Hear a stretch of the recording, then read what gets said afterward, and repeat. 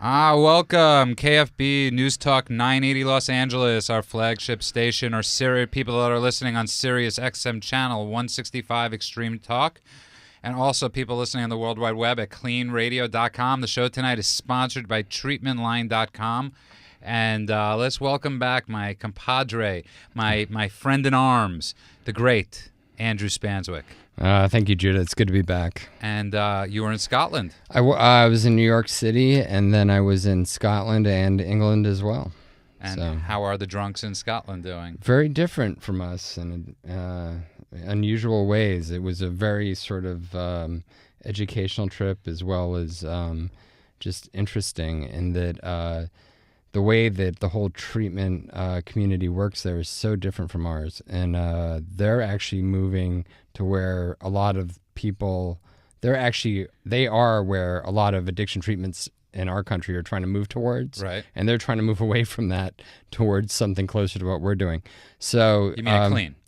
Well, yeah, because in Britain, they're almost 100% public health, right, which means that they don't really do drug treatment. They basically provide replacement drugs for people. And the other thing that was fascinating to me is that they don't think that alcohol is a drug. They have...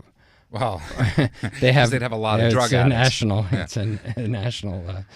I don't know, whatever. Epidemic. Well, no, it's the national pride right, of drinking. But so they have people that are for preventative alcoholism in one group of the government, and then they separate drugs into a whole nother category, and there's a whole nother group for that. And there's no coordination between the two, or very little.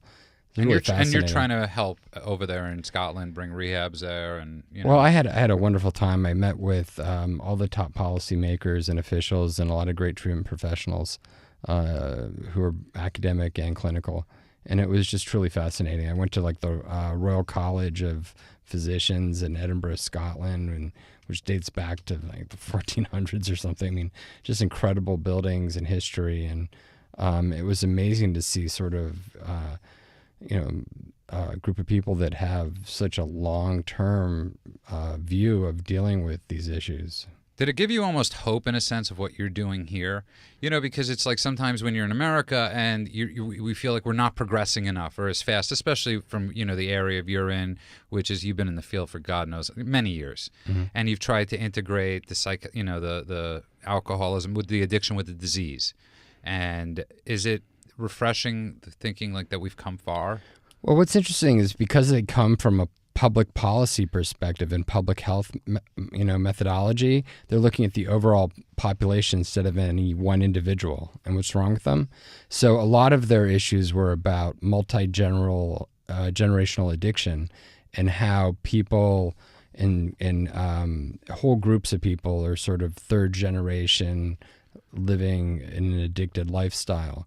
And it's created this large underclass that has to be supported by the state, which is a lot of the fears that you hear of socialism in America.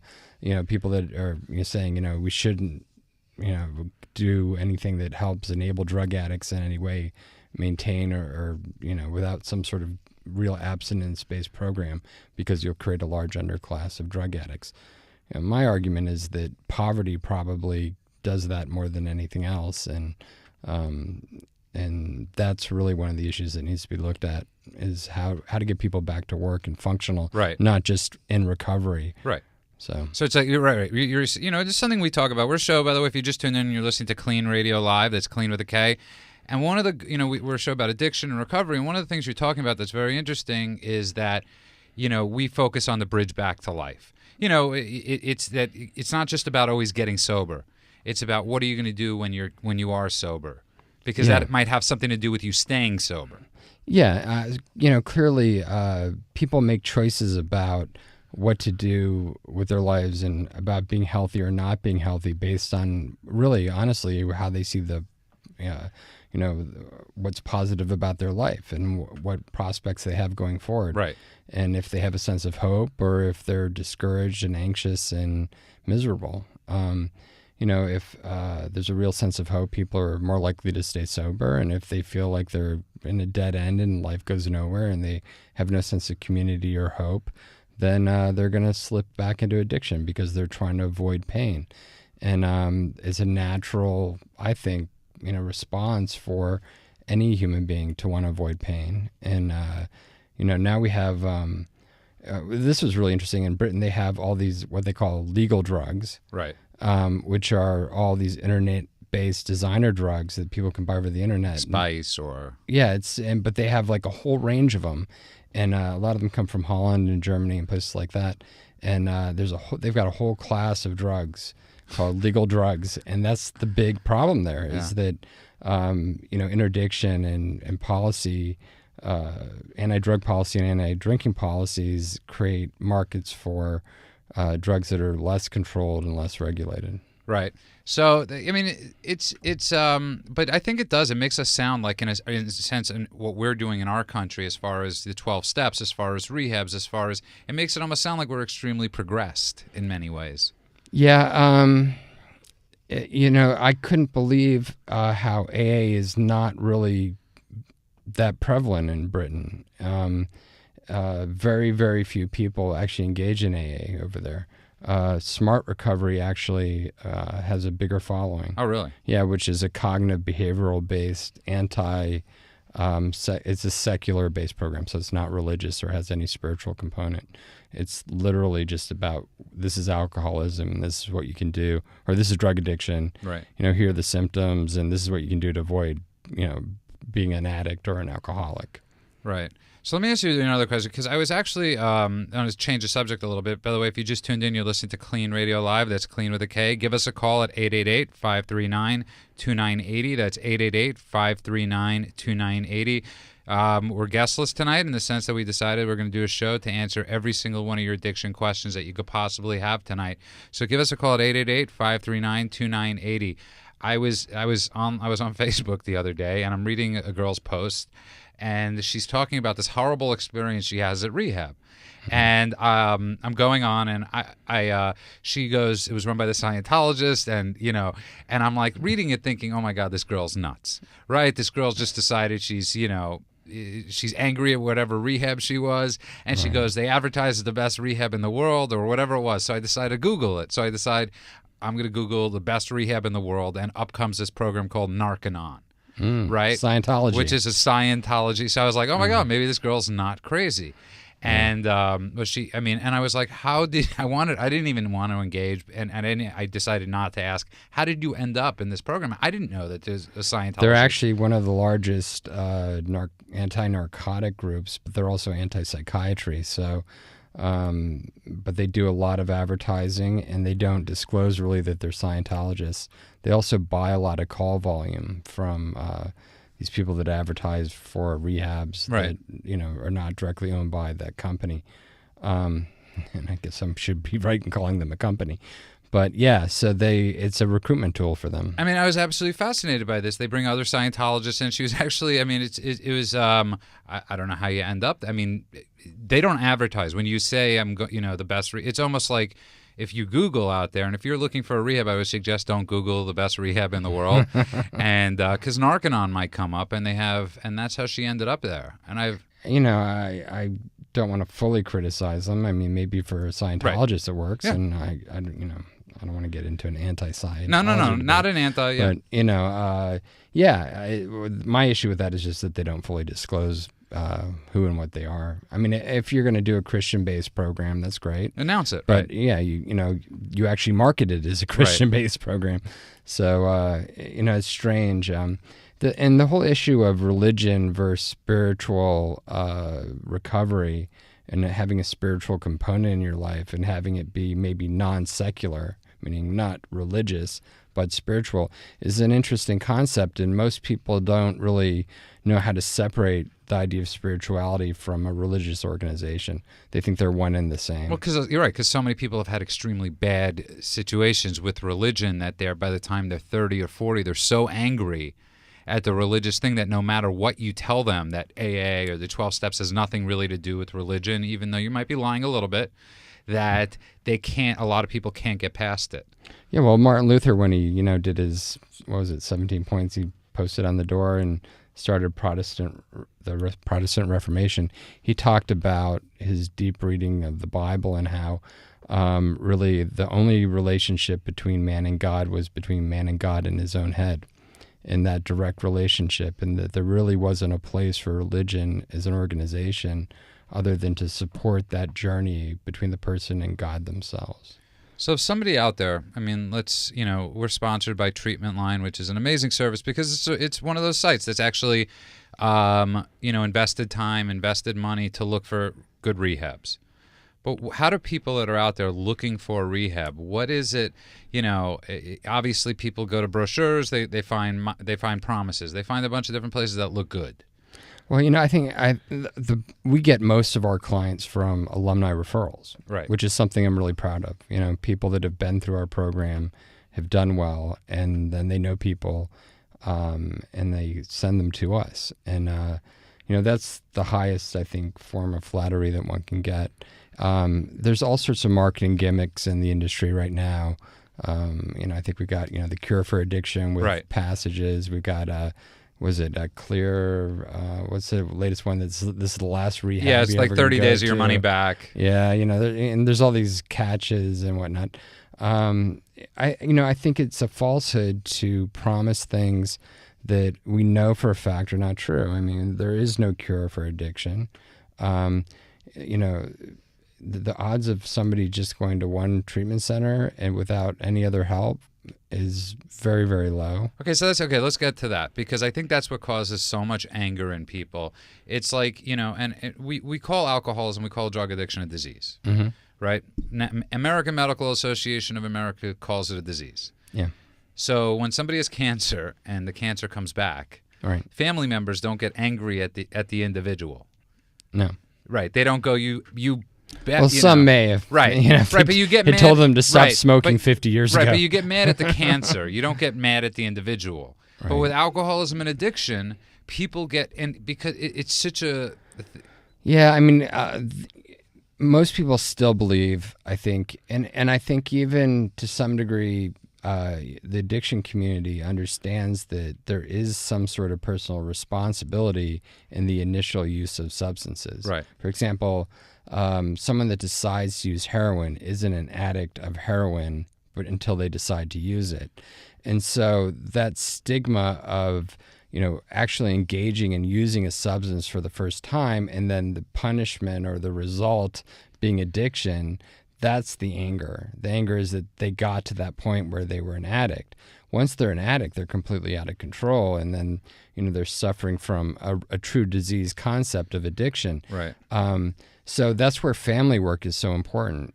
Bringing families in to get past that initial anger and resentment, and getting everyone to work together to get past a problem that is now a problem. Once somebody's addicted, you can't go back and change the fact that they happen to use substances. Right. It's like the pickle and the cucumber. Once you're a pickle, you can't become a cucumber. Yeah, and it takes a certain amount of forgiveness within a family, I think, to be able to get past that and be able to all work together towards a positive outcome. And I speak from experience with my family, and people always go, how did your family get better? And I always say, because they treated it like, my parents got help. Everybody decided as one unit to get help. Right. Instead, and I encourage people to do that all the time that are listening out there, whether it's going to Al-Anon groups, whether it's, get help for yourself, and your family member will also get help. Yeah. Yeah, I mean, the family unit, even if it's an unconventional family, I mean, most families in the U.S. now are not the traditional nuclear family. I mean, we have, people with divorced parents and multi-families mixed together with, remarriages and whatnot. So, and some people are with cousins or adopted. And I mean, there's all sorts of different situations going on. But the principal concept of addiction and addiction disease theory is that when somebody's engaged in addiction, they're manipulating and using everyone around them. And it takes knowledge of the people that are with them about how to handle the person who's an addict, their manipulations, recognizing when they're using, recognizing when they might relapse, trying to have a real understanding of what caused the addiction, and also knowing really how to help, how to get the help that they really need.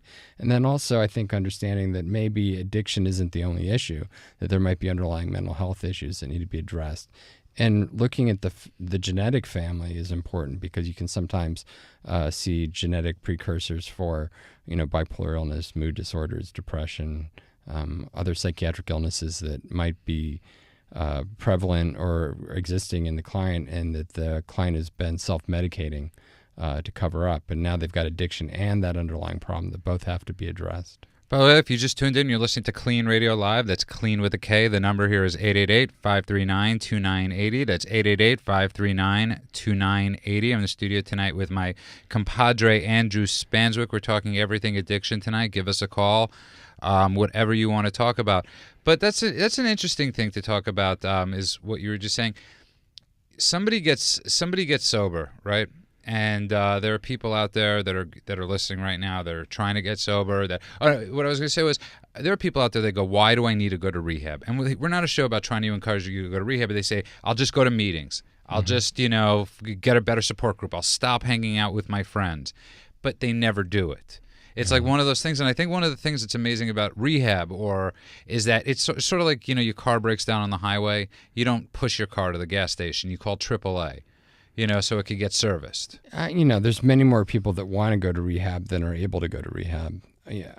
Government policy right now and funding is so poor for Medicaid, Medi-Cal, and Medicare to cover addiction treatment that the level of quality of care at those levels is extremely poor, and there's nothing innovative going on.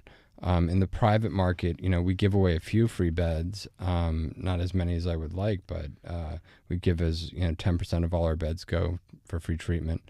But there's just overwhelming demand. It saddens me. Every day I get requests from people begging for help that don't have any financial resources, and I just can't help everyone. But there are ways to keep moving forward. The Parity Act now, where group employers over 50 are going to have to offer health insurance that also offers mental health coverage and coverage for substance abuse, I think is going to make a dramatic change in this country. And we're going to have a lot of baby boomers in rehab.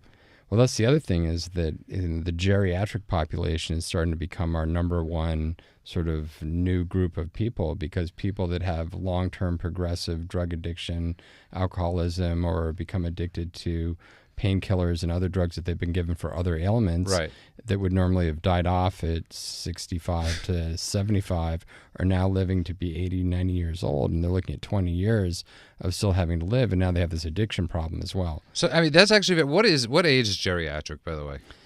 Because I heard this term used the other day. 60, it's like Medicare, so it's 62 to 65. And what is, that's pretty amazing that people that, in their 60s are just, do you think it's because, maybe for a while they were binging and all of a sudden they got these, new pain meds, there's different reasons for everybody. Yeah. I've known, I had one client that had never used any drugs in his life, and he was 63, his wife died. And he decided that he was going to live life as a drug addict, and he became a heroin addict at 63.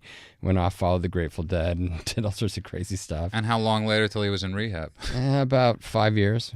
Yeah, and it's normally about 5 to 7 years before people really seek help from the start of an addiction. But so you think, so a lot of people aren't getting help, because they obviously financially it's hard to get into rehab and all that stuff. But also, I think a lot of people just don't know what rehabs really do, as opposed to, say, AA. Right. There's a clear difference between a social model self-help group like AA and the 12 Steps, which can work with people that have a problem that fits that program. Right. A program, by the way, that was created for late-stage alcoholics. But there's, so many people now, especially with our better understanding of mental illness, polysubstance abuse, where people are using more than one type of drug, and then also the complications that are occurring from the mixing of different drugs, and then also the strength of the drugs that exist. So detox has become much more complicated. For example, in AA, when it started, they would detox people, not cold turkey. They'd give them a shot. They'd give them a shot. They'd just slowly titrate them, or slowly give them less and less alcohol until, they got through it. And Now it's much more complicated. The process of detox is becoming highly medicalized, and out of the necessity that, not only are we seeing people that are having complicated detoxes, but they're having complicated psychiatric problems that go along with it, like drug-induced psychosis, paranoia, other traits like that. And then there's a real danger of dying from detoxing. I mean, people stop drinking all of a sudden, they actually have seizures and die. Benzodiazepines like Valium, Xanax, Ativan, those drugs are extremely dangerous to come off of if you're at a high dose, especially if you've been using them for a long time. So something very interesting also today is, it was very sad, and it actually breaks my heart because, if people that follow the news, Andy Reid, the coach of the Philadelphia Eagles, his son died today at training camp. They don't know exactly what it is yet. He's had a history of drug problems. He was 29 years old, and we were joking, not joking about that, but he represents 99 other people that died today of addiction, quite possibly if that's what it was from. And I'm reading some of the stuff. He's had a lot of problems, and one of the things was he was in front of the judge one time, and he said to the judge, "I don't want to be the famous coach's son that that lives this stupid life. That I want to make something of my life." And we were talking before the show that getting sober takes a lot of work. Living I think for everybody, humans, right? I mean, sometimes this isn't just about alcoholics and addicts. Everybody, it takes a lot to live. I also think that people have to be honest that everyone uses a drug of some sort, even if they're sober.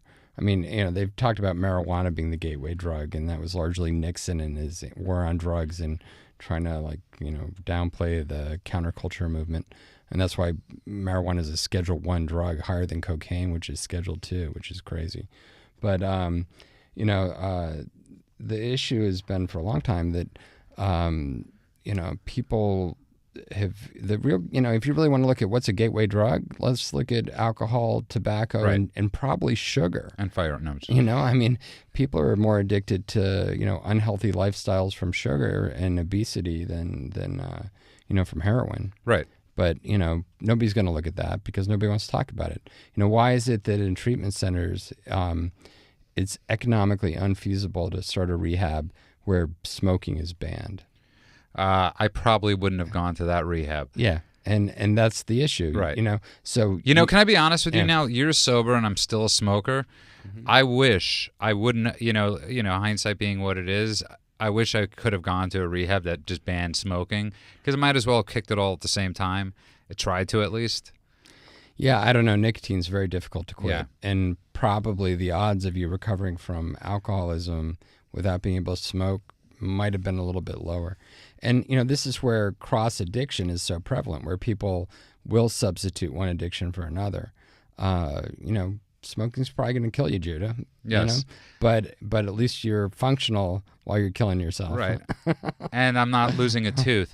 And I did lose a tooth. I did lose a tooth, but not because of smoking. I'll blame it on everything else. But I think it's really sad. It's I think it's really sad. This guy lost his son today, and the reason I'm thinking this story is because, listen, I don't know anything about this situation, and I hope, I don't know what, he's dead. That's all I know. But I remember when I was drinking, and so many of these people in your lives and our lives that you just want them to get better, right? So you ignore everything the doctor tells you sometimes, or everything that the specialists tell you, and you think, I'll get him a job. I'll watch him. I'll make sure he's next to me 24/7.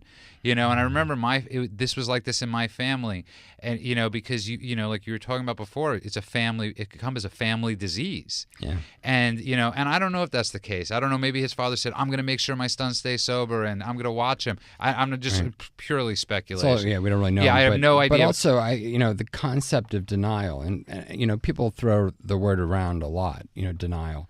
But denial is really where subconsciously you're blocking yourself from actually admitting or thinking about what's really going on. So you're really actually not consciously recognizing it.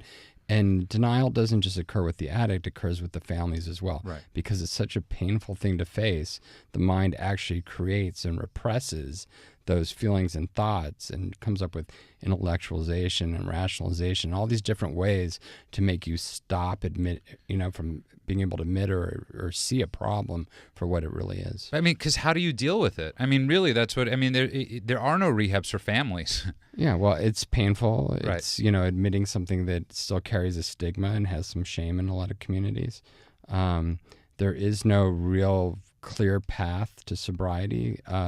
The treatment of addiction is still sort of in the early stages. We've moved out of what has largely been the only answer, which was a social model.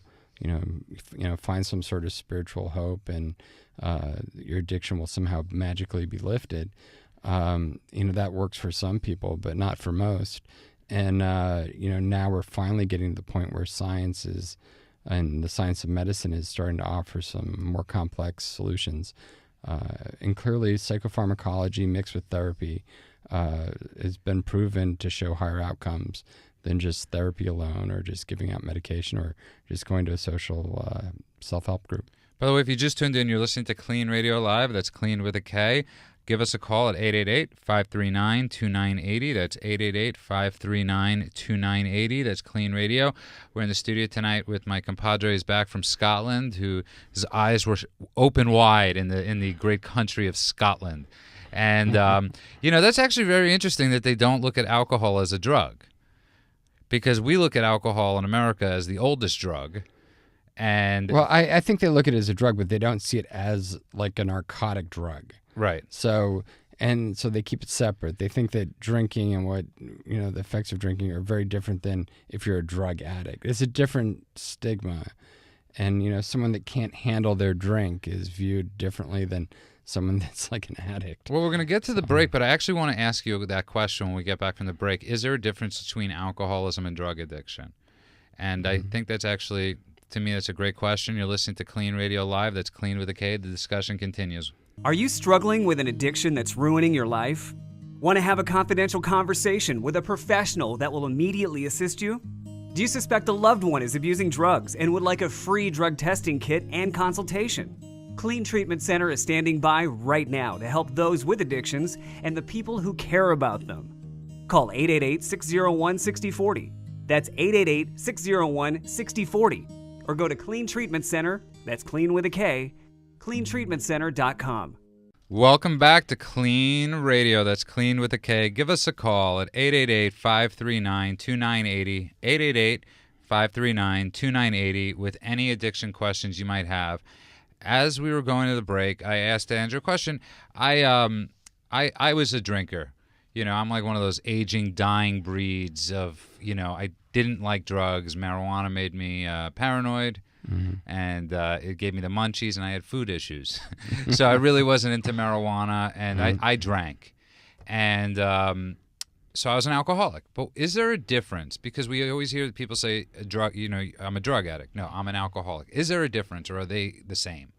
There's clearly a difference. I mean, there's a difference in that alcohol affects you differently than, say, cocaine, and cocaine affects you differently than alcohol, and heroin, and heroin affects you differently than,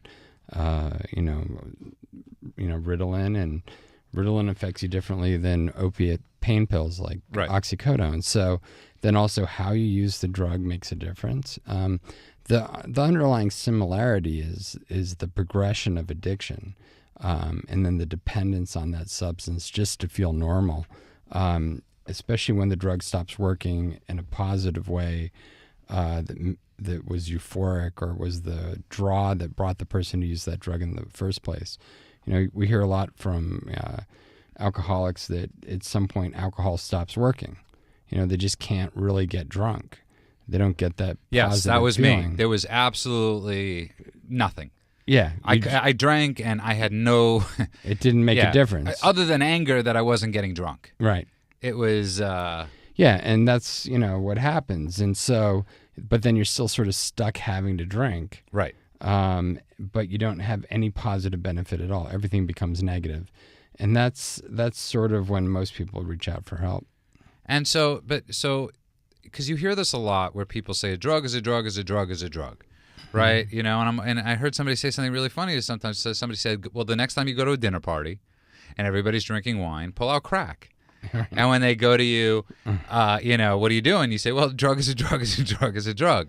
And I think, is it because it was so much easier in the 12-step world just to lump everything together in a sense so everybody would come under the same treatment?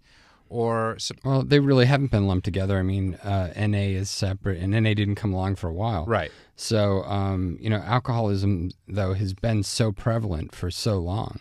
So, you know, Narcotics Anonymous didn't come around until... What? I don't know the exact date. Neither do I. I think it's the 60s, right? Yeah. So we should know that, though. I think it's 64, but I'm not Sounds... positive. Anyway, and somebody should call me and correct me probably. Yeah. But yeah, so alcohol's been around and accessible basically to everyone almost throughout, if not throughout all of history. I don't think there's a culture in the world that didn't have some sort of alcohol. And, you know, one of the interesting things about Britain was that, you know, porridge used to be the main food substance, and it contained 2% alcohol. One of the reasons for that is it killed bad bacteria. So, you know... That's what I used to tell people why I drank. Yeah, right. Just to kill the bad bacteria. Keep your gut clean. Yeah. So yeah, you know, but we're in a different world now. There's just so many more drugs available, and you know, public health models where they try to stop people from being exposed to any kind of drug. You know, heroin's a toxin, cocaine's a toxin. Remove it from the environment, and then people won't have a problem with it. That's true to some extent, but the policy of interdiction and trying to stop drugs from being available has never worked. And but a big reason I bring that up too, by the way, is obviously, you know, I had this tooth issue going on for a week and a half, and you know, I've been sober over 13 years, and I was in a lot of pain. I was in one of the worst pains in my life, and you know, there's nothing worse sometimes than your head. You know, and obviously I called you, I called Dr. Ko, I made this decision, you know, because I couldn't take the pain anymore, right. You know, and I got everybody in the back of my mind, you know, it was like Gazoo from the Jetsons going, don't take it, you might be, you know, and then on the other hand, I got the people in my life who are professionals going, Judah, you need this to feel better. Take this. You're not going to go into oblivion. Take it as prescribed. So thank God I decided to listen to you guys. Well, there is a risk. Right. I mean, you know, when an addict gets exposed to a substance again, there is a risk. Right. But, you know, at the same point, people shouldn't have to suffer. So, you know, the question is, how do you go about managing the use of that drug and making sure that you're not, if you do feel triggered and you do feel like you're relapsing beyond just the prescribed dose, what do you do about that? So, you know, I always tell people it's fine to take something, but you better have a plan in case something goes wrong. And, you know, how easy is it for someone to be honest about it? That's the other problem. Because you have so much shame. Yeah, and I think shame is the central issue. And pain and shame, those are the two things that drive addiction. Oh, I like how that rhymes. Yeah. And, but no, it's extremely, but where does that come from? The shame? Yeah, the shame. I mean, honestly, I think a lot of it comes from religion. And I think, you know, we come from this concept in Judeo-Christian culture of original sin, and that you're born sinful, and that you're trying to redeem yourself to be able to go to heaven. And, you know, that applies to anything that's thought of as evil or wrong or a sin. And drinking and alcoholism and drug use have always been deemed as something less than holy. So, by the way, if you just for some reason the blood of Christ is wine. So yeah, which you know, you could, but it's not for getting drunk. Yeah, right. It's a sip. Yeah, it's a sip. But if you just tuned in, you're listening to KLEAN Radio Live. That's KLEAN with a K. Give us a call at 888-539-2980. That's 888-539-2980. I am getting tons of tweets right now, and one of the things I'm getting tweets about is this Andy Reid thing, because apparently people that tweet me don't watch the news. And so they just heard the story from me, and it's actually very sad. The coach of the Philadelphia Eagles, 29-year-old son, died today. He had major problems with addiction, and so yeah, that's there are a lot of people out there right now. It's a Sunday night, and there are a lot of people that are struggling right now. You know, there's, you know, you turn on the news, you turn on anything, and you sometimes, I mean, everything is not great right now. And people out there think there's no place to go to help. There's no solution. Mm-hmm. And I think one of the things that's cool about what we do is that we do offer a solution. You know, and it's a lot better. When you're in active addiction, you can't see how good it could get. That's like one of the things, and that's and I think most times people decide they want to relapse or stop is when they're not willing to get through that pain. So if people are out there tonight and you're in pain, if you could get through that pain and you could get through it sober, you might have a chance to stay. Yeah, I really love it when people call in. We can actually speak to them about what issues are going on, and it's safe to call. Yeah. I know it's scary sometimes, but it's anonymous, and you can call in and you give you some good advice. You could talk in that low voice, and it sounds even better. I'm jet lagged. So. No, but it's like that. I think it's we talk a lot about staying in the moment, one day at a time, 1 minute at a time. And when people are going through these struggles, that's like the most important thing to remember is that whatever you're going through right now is a minute and is a second in the big, gigantic picture. If you might be losing your kids, you might be losing your job. You don't know what's going to go on. That's just now. Yeah, I mean, failure is part of life. Illness is part of life, and it's whether you keep deciding to move forward. And you have to find that strength. And if you don't have the strength, you have to reach out and let people, help provide that strength for you.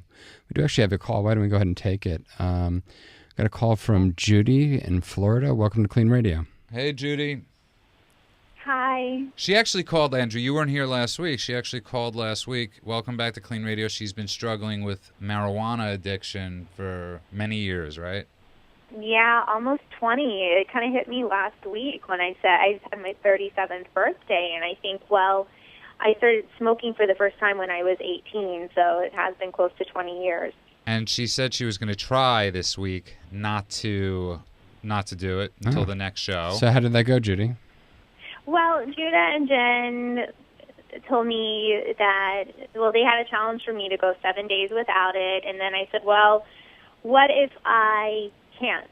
I'm going to feel very embarrassed calling back. And they said, no, we are the least judgmental people. And by the way, just so you know, everybody that says that is always the most judgmental. No, I'm joking. He's joking. So, Judy, how did it go? I went, I even found, MA online and entered a sober birthday of July 29th. And I was able to not smoke for 4 days. Well, that's great. That's good. What happened in that fourth day?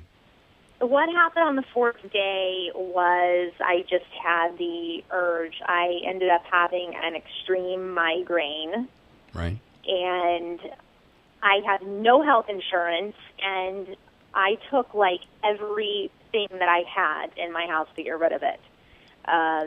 Ultram, deer, and just smoked the last little bit of marijuana that I had, which that was mistake number one in itself. I should have flushed it down the toilet and gotten rid of it.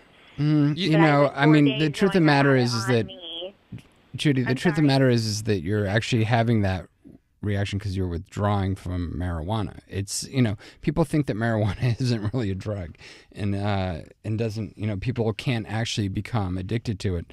We're finding out more and more that there are actually physical changes that occur and that there is some physical addiction to marijuana, and there's certainly a lot of psychological addiction. Also, if you think about it, smoking cigarettes, which is not that different from smoking marijuana, people have huge problems with withdrawal from nicotine. There's more carcinogens in marijuana than there are in tobacco. Plus, it's unfiltered, and often you don't even know what's in it because they use insecticides and other things to grow it. It's completely unregulated. So, the fact that you would have a headache as you start to withdraw from marijuana is not uncommon. Yeah, but it's like a migraine where I'm vomiting, and I've been diagnosed with migraines. I started getting them when I was 28, and I was prescribed Imitrex. They tried giving me Vicodin. That just doesn't. I don't like that. I don't like the way I feel on that. Right. And Imitrex was really the only thing that worked. It didn't give me side effects. Well, I have no health insurance right now because I'm an independent contractor and actually making a career change. But I took everything I could. My migraines are so severe. I mean, I have a formal medical diagnosis. But when I did that little, mini binge saying, sayonara, I'm never going to smoke again, this is stupid, it took the migraine away. Right. But what have you done? So on day 4 you smoked. So let's say it's Thursday. What's been going on since Thursday? What's been going on? I'm saying, did you smoke more? Did you drink a lot? Were there other ways you were trying to avoid things? I did have drinks Friday and Saturday, and I have smoked this evening because it was just a really rough. Did you have migraines prior to smoking marijuana at 17? Yes, I have, but I went a good. Actually, I thought last year it was 7 years, but it's actually, I've gone 10 years pretty much without, on and off smoking. But the consistent has been outside of 10 years, including up until now. But I have had migraines when I didn't smoke. I was formally diagnosed when I was 28. I had my first migraine for 8 days straight. And it just gets so bad that, I'm bedridden, essentially. And I actually know somebody. I just so you know, I actually know somebody that's a good friend of Andrew, a good friend of my girlfriend. Is that somebody that struggled a lot with migraines, and they're sober, and they've managed to stay sober 8 months, and it was one of the hardest things. And I think one of the hardest things when you have things like migraines is people can't see your pain. Well, so I don't think people really a lot of people don't believe that migraines are as bad as they are. Where people are actually throwing up and nauseated and in real pain. And like I said earlier, addiction is often driven by pain. So, Judy, this is something that, obviously just trying to go cold turkey off marijuana is probably triggering the migraines again. And you're going to have to find a way, I think, to gather some resources and get some medical help. I mean, is that what, do you want to be sober is the question? That's the thing, yes. I mean, I have a strong desire to not want to smoke pot at all. And drinking is included in drinking, I can have a glass of wine, I can have a couple beers and be fine. I don't have that. It's not the same kind of one of the problems with alcohol, though, is it's one of the major things that triggers migraines. So, it's about really getting healthy all the way around. You can't just... I know, and I also have very bad anxiety. Right. I did take Xanax for many years, and I've been off of it for 3 years, but I do take an SSRI. I mean, I do have anxiety, too, so I think the marijuana helps a lot with that. Actually, I would tend to disagree with that. Marijuana actually tends to make people more anxious. I was actually going to ask that, right. It makes you... Yeah, I mean, it's actually one of the main initial triggers for panic attacks in emergency rooms. People smoke marijuana, they get very paranoid, and they have panic attacks, and that's the number one type of admit that's marijuana related to ERs. So the question is, Judy, it's okay that, do you want to be sober? Off of, let's just say for tonight, let's just say off of marijuana. Absolutely. I know to be successful in what I want to do, I'm a law student. I do find that sometimes I tend to procrastinate a little too much. Are you in school right now? I do want to be sober. I do. I want to be able to say, I don't want to be able to smoke weed anymore. I've gone years without it. It's just that I've turned to it the past few years, and it's been really intense. I don't want to be like this anymore. I was thinking back tonight the amount of money that I've spent on it. How much do you think you've spent? Let me ask you. Let's get how much money in your life? My boyfriend and I were figuring it out tonight, just in the past year. Okay, so how did you come up with it? This is what I love. And I mean, Judy, you're such a great call. So, and the reason I say this is because Lord knows Andrew and I and everybody in the studio totally gets what you're talking about. How much investment in the past year do you think you've invested in marijuana and alcohol and whatever other drugs you've used? It's just marijuana. Okay, just marijuana. Marijuana, an ounce is about. I mean, this is ridiculous. I know how much this costs. Okay, just ballpark. That's all right. Yeah, just a ball. It used to be $300 a month, I would say. Okay, so times 10, that's $3,000. And then alcohol on top of that. I'm no saint there either, right. But I'm not. It's nothing like marijuana. Okay, so So how about dumping those and buying health insurance? Or getting health insurance, or maybe trying to get help for a couple weeks by going to rehab. Or an outpatient treatment center. Or an outpatient, right. Or see a therapist. I mean, there's so many, I think trying to do this on your own without a medical, at least a doctor's supervision, is a little irresponsible. And what he means by that is that you could actually harm yourself. Yeah. Obviously, you just in the little time we've spoken, it's clear that you have underlying medical conditions, an anxiety disorder, as well as migraines, both of which are going to make it very hard for you to get sober without some sort of help. And we don't want to make you more anxious by telling you this stuff. And Judy, I mean, here's the thing. No, the truth of the matter is that's real hope. Yeah. If you've tried to get sober on your own, which is a great thing for people to do, but if you're re-triggered to use because of an underlying condition, that means you really have to address that underlying condition to be able to get sober. Judy, let me ask you a question. And here's the thing. So you say you want to get sober, right? What if somebody, and I'm not saying me or Andrew or I, what if somebody said to you tomorrow they'll put you in a bed in rehab, and they said, don't worry about anything but getting on the plane or getting in the car and going? Would you do that? I couldn't tomorrow because I'm in the midst of a career change. Right. It's interfered with so much in my life. It's not even funny. I can't even listen to my call from last week because it's like a get real reality kick in my ass check. All right. Well, now you're going to have two calls. My boyfriend listened to it. He said it was a great call. I can't listen to it yet. Because it's painful. So why don't we do this again? Why don't we try? Real. But why don't we try this again, Judy, okay? Why don't we say for the next 7 days, we're going to try it again. You know what? Let's not even say 7 days. Let's just say Monday. We're going to try this on Monday. And we're going to try 1 day at a time. But like Andrew said, try to go to a therapist. Try and promise, Judy, we got to run, but you promise you're going to call back next week? I promise I call back, and I will see about going to a therapist. I know there are lots in my area that'll help. Okay. And Judy, why don't you put a post on Facebook or on KLEANTreatmentCenter.com, and we can engage in a discussion this week about other ways you can maybe get some help. That is wonderful. KLEANTreatmentCenter.com. Yes, and anything we could do to help and I mean that. I'm not just saying that. We will do whatever it takes to help you out. All right, Judy, thank you so much for calling back again. Appreciate it. Thanks, guys. Talk to you soon. Okay, great. Let's go to our next call. We got a call from Harold in Hollywood. Harold, welcome to KLEAN Radio. Hi, how are you doing? Good. How are you, Harold? Oh, I'm good. I was just listening to Julie, and we share a lot of things. Like, I've been smoking for 10 years, pretty much every day, and smoking pot. Yes, and cigarettes. So it's like I got the nicotine addiction and the marijuana addiction. It kind of seem to fuel each other. And I had to stop for a job, so I'm thinking about committing. Well, I have to commit tomorrow, and I've been wanting to stop for smoking for about 2 or 3 months, and I'm just really starting to feel almost like a slave to it, you know.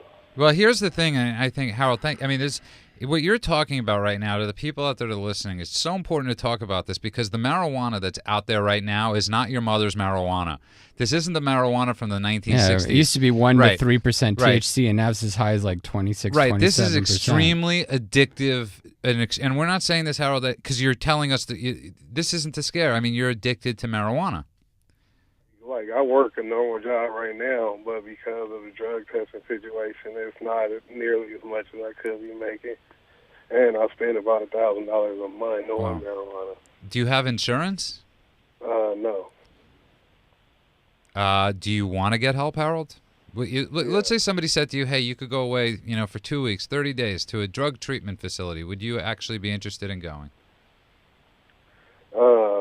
I can't make that commitment with my life as it is right now. I got obligations. Well, Harold, I think one of the big things is that, getting healthy is the most important thing someone can do. And, obviously your responsibilities to your family, yourself, or whoever else you might be responsible for are extremely important. But if you're not functioning properly, you're not going to be able to meet those responsibilities. So I'd encourage you to look around in your local community or give us a call, and we can probably help out and find an outpatient program. It doesn't have to be something that stops you from working. Have you tried any of the 12-step type meetings?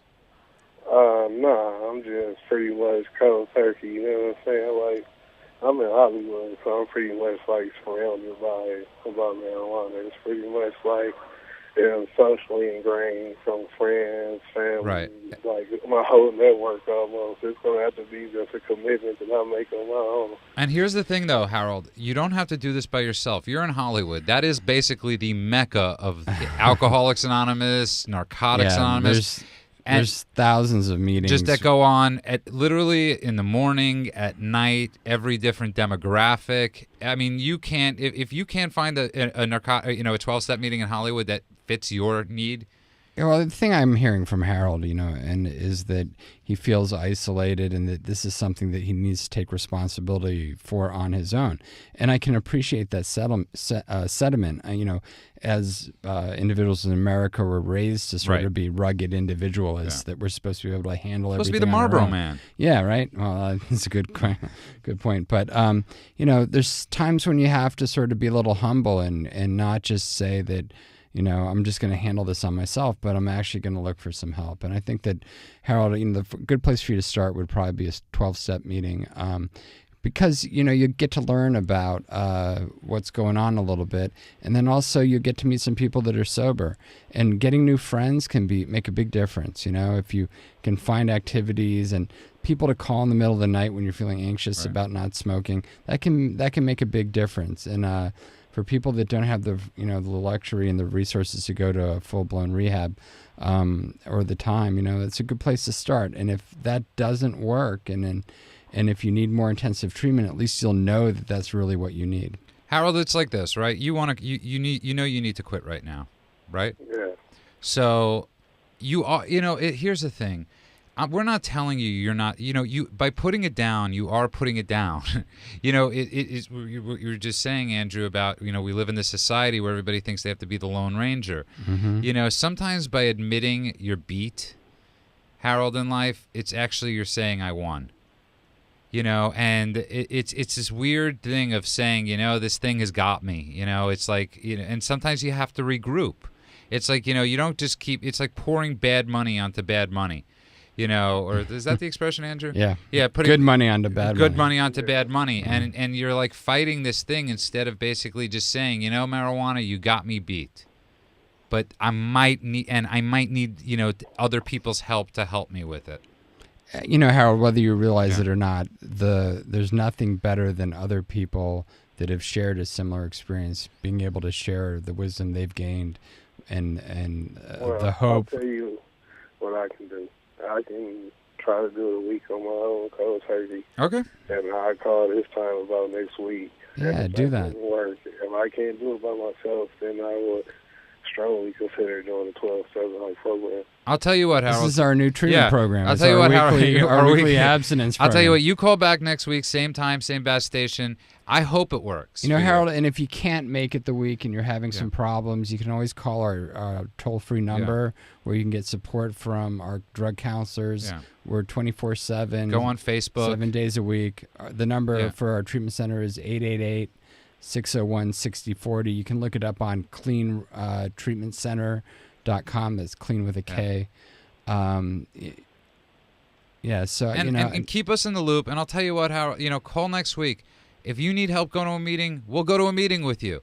That's if you promise not to kill me. And because I like my life. And but Harold, we wish you luck. Yeah, like us on Facebook and stay in touch. Okay. Okay. Thanks, guys. All right, buddy. Take care. Talk to you next week. All right. That was a great call, and I hope it works for him. I hope the cold turkey, Andrew, works for him. I always hope that people can self-manage and change their behavior. It's important that people realize that at the end of the day, they have to make a choice that they want to be sober, and it's often a very difficult choice. And once you've made that choice and you've dedicated yourself to that, it's then a question of how do you get there. And some people can manage to do it on their own. Jimmy Buffett. But it's the minority. Yeah. Most people really need help. They need support. They need more information. And like I said, sometimes there's underlying disorders that are also affecting why they use. And just so, and what to go with what you're saying to Judy and Harold, you really did make the first step just now. By calling us up, and as anonymously as you just did, something in you is saying, I'm beat. Yeah. You know, I'm powerless. This thing has got me licked. And the thing that we're saying on this show is that there is hope. Yeah. You know, we know a lot of people, you know, and I got to say, you know, Andrew's one of my closest friends in the world. We wouldn't be friends if we weren't sober. The odds of you and I knowing each other, if there weren't this, Probably pretty low. But pretty low, unless we bumped into each other in some randomly odd place. And I've met some of the coolest people in my life. And because of the 12 steps, because of all this stuff, we have a great show for you next week. We have Tony Dennison coming back on discussing his new show coming out, Major Crimes. Oh, cool. Same bad time, same bad station. The discussion continues at KLEANradio.com. Are you struggling with an addiction that's ruining your life? Want to have a confidential conversation with a professional that will immediately assist you? Do you suspect a loved one is abusing drugs and would like a free drug testing kit and consultation? KLEAN Treatment Center is standing by right now to help those with addictions and the people who care about them. Call 888-601-6040. That's 888-601-6040. Or go to KLEAN Treatment Center, that's clean with a K, KLEANtreatmentcenter.com.